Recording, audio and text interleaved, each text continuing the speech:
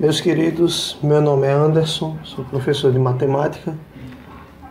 Bom, vocês me conhecem, eu estou gravando essa aula como revisão para aqueles meus queridos ex-alunos que vão fazer a prova de matemática da terceira unidade da ETEMAC. Um beijo no coração de vocês em primeiro lugar. Estou sentindo muita saudade. E vamos lá, vamos falar um pouquinho sobre os fundamentos da análise combinatória. Eu gravei também uma apresentaçãozinha de slides, eu vou passar aqui para vocês.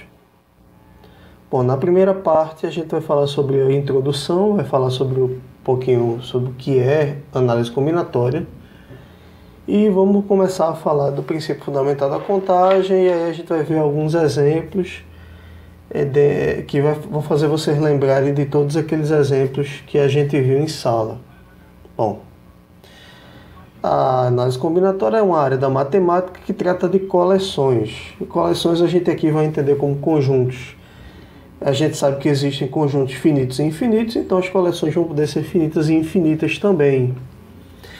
E a combinatória, ela também se ocupa da contagem dos elementos que inclui esse conjunto, ou esses conjuntos, ou essas coleções.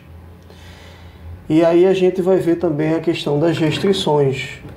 Existem determinados tipos de coleções que são formados a partir de regras específicas. Alguns são formados a partir de regras gerais. E aí é que surgem os problemas que a gente chama de problemas de contagem. São os problemas que verificam a quantidade de elementos ou a quantidade de combinações que nós podemos fazer desses elementos dentro de uma determinada coleção. Certo? Quando a gente agrupa esses elementos, considerando regras específicas ou não, para que eles sejam dispostos dentro desse grupo, a gente vai ter uma série de agrupamentos, e aí no ensino médio a gente estuda mais simples, que são os arranjos, as permutações e as combinações, ou chamadas de binômios. Certo? A grande diferença entre arranjos e combinações, por exemplo, é que nos arranjos, toda vez que você inverte a ordem de um determinado elemento dentro do grupo, você gera uma espécie de possibilidade diferente de dispor aqueles elementos. Certo? Quando a gente fala de coleções, vamos imaginar essa coleção como uma sequência de elementos. E aí, por exemplo, se você tem uma sequência de letras e essas letras são distintas e você tem a sequência A, B, no arranjo a sequência B, A é uma sequência diferente da primeira. Nas combinações e permutações isso não acontece. Certo? Então, em linhas gerais, a análise combinatória se ocupa desses temas, principalmente. Claro, é uma área muito ampla, uma área muito vasta da matemática, e compreende muito mais coisa do que isso.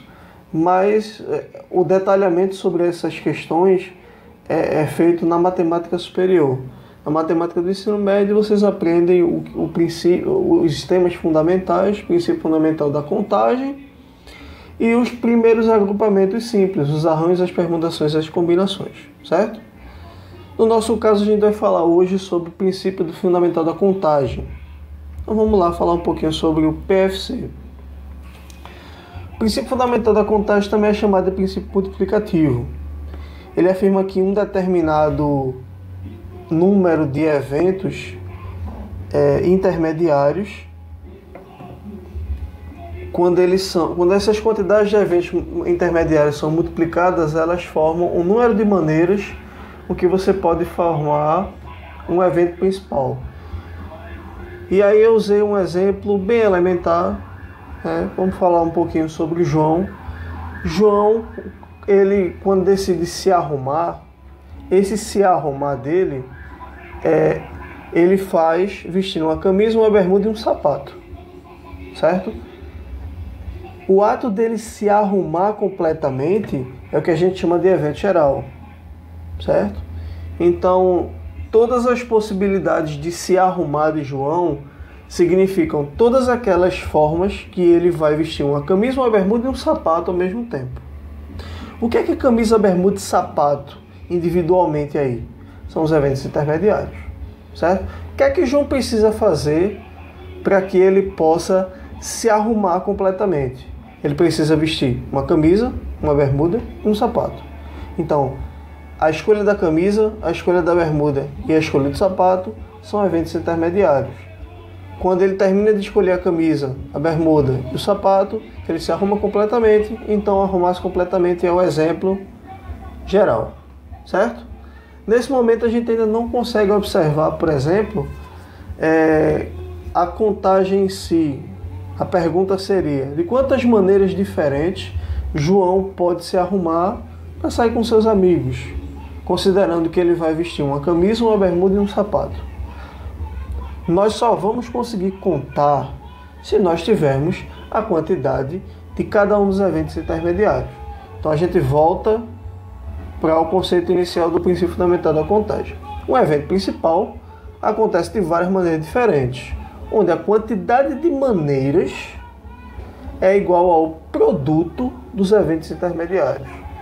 Então, se arrumar completamente significa escolher uma camisa, escolher uma bermuda, escolher um sapato. Quando nós multiplicamos as quantidades de cada um desses itens, nós obtemos a quantidade de formas diferentes com que João se arruma completamente para sair.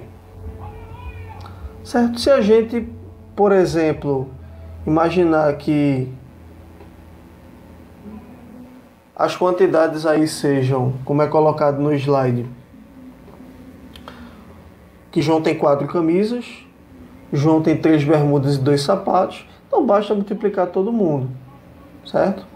4 camisas, vezes 3 bermudas, vezes 2 sapatos, e aí João vai ter 24 formas diferentes de combinar camisa, bermuda e sapato para que ele possa sair.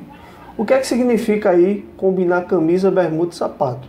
Significa o evento principal, P maiúsculo. Dentre esses problemas, nós vamos ter problemas aí com restrições. O que é que são restrições em análise combinatória? Restrições são regras específicas que vão impedir que o evento principal ele seja formado de todos os itens possíveis existentes. Por exemplo,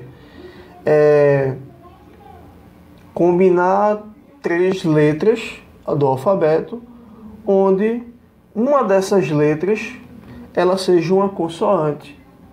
Nós teríamos aí que, para essa primeira letra, nós não poderíamos usar as 26 letras do alfabeto. Nós usaríamos todas as consoantes. Quantas consoantes nós temos no alfabeto? Nós temos 26 letras, menos as 5 vogais. Então temos 21 consoantes. E para a segunda e terceira letra, nós poderíamos usar qualquer uma das 26. Então nós teríamos aí que P seria 21 vezes 26 vezes 26. Ou então 21 vezes 26 ao quadrado. Certo? Eu deixo a continha para que vocês façam. Em geral, problemas com restrições levam em consideração uma regra de ouro. A regra de ouro é a seguinte: sempre comece pela restrição. Sempre comece pela restrição ou pelas restrições. Então, se nós estamos falando, por exemplo, de uma sequência de 5 letras, onde nós temos a primeira como vogal e a última como consoante, nós começamos pela vogal e pela consoante. Quantas vogais nós temos no alfabeto? 5 vogais. A, E, I, O e U. E a última letra seria uma consoante, nós teríamos 21. E as outras 3? Não temos restrição para as outras 3. Então nós poderíamos usar as 26. Nós teríamos que P é igual a 5 vezes 26, vezes 26, vezes 26, vezes 21. Ou 5 vezes 26 ao cubo, vezes 21. Também deixa a continha para que vocês façam. Nesse caso, vocês podem usar a calculadora, não na prova. Certo? Coloquei alguns exemplos aqui. O principal exemplo, ele fala de uma sequência de números, que é formada por 2 algarismos, certo? E aí a pergunta é a seguinte: quantos números de 2 algarismos podem ser formados com os dígitos 0, 1, 2, 3, 4, 5, 6, 7, 8 e 9? Ou seja, o os algarismos arábicos, certo? A restrição aqui é a seguinte: se o número precisa necessariamente ter 2 algarismos, então o algarismo, esse número, em primeiro lugar, ele é uma dezena. E para ser uma dezena, esse número não pode ter como o algarismo das dezenas número 0. Então, aquele primeiro algarismo da esquerda para a direita do teu número, ele precisa ser ou 1, ou 2, ou 3, ou 4, ou 5, ou 6, ou 7, ou 8, ou 9. Ou seja, quantos itens possíveis nós temos para escolher um? Nós temos aí 9 itens. Esses itens são para o algarismo das dezenas. E para as unidades? Nós temos todos os números. Não há restrição. Se você colocar o 0 no algarismo das unidades e colocar o 1 no algarismo das dezenas, você forma a dezena 10. Certo? Então não há problema em relação ao algarismo das unidades. Há problema em relação ao algarismo das dezenas. Então como se calcula o número de possibilidades aí? Nós vamos considerar que o algarismo das dezenas é um evento intermediário, o algarismo das unidades é um evento intermediário. Para formar um evento principal, que é aquele número que é dezena e que é formado por 2 algarismos. Certo? Então, para o primeiro algarismo desse número, nós temos 9 possibilidades, de 1 a 9. E para o último algarismo, nós temos 0 a 9, ou seja, nós temos 10 itens, cuidado com isso. Nós temos 10 itens, 0, 1, 2, 3, 4, 5, 6, 7, 8 e 9. Beleza?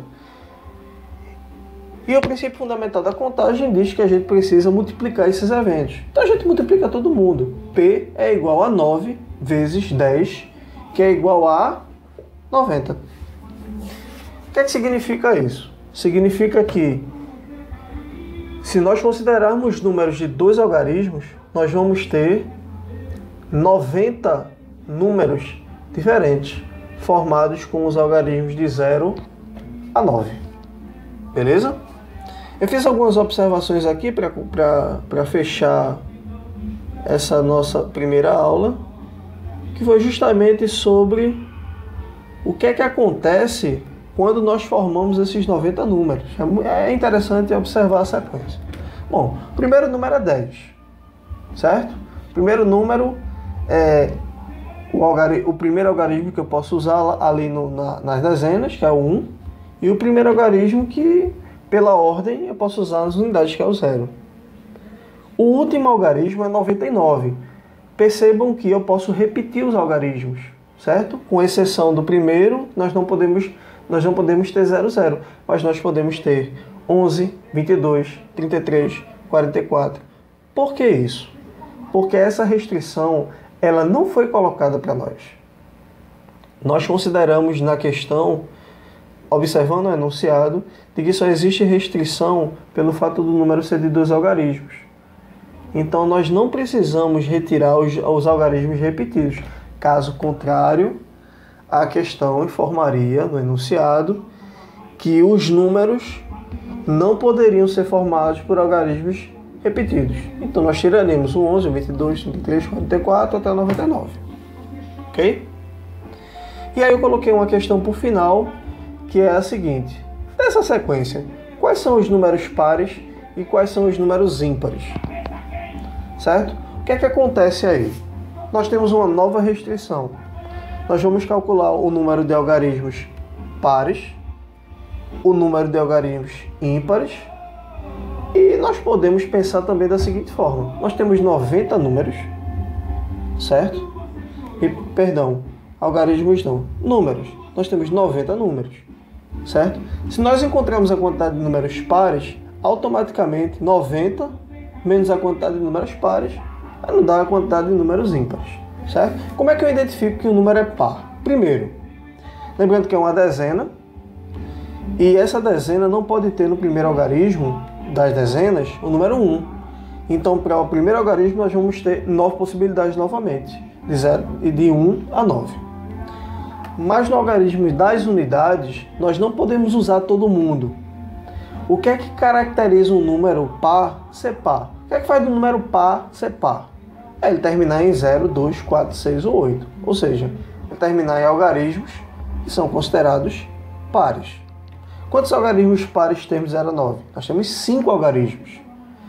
Então, neste caso, P vai ser calculado por 9 números que podemos colocar nas dezenas e 5 números que podemos colocar nas unidades.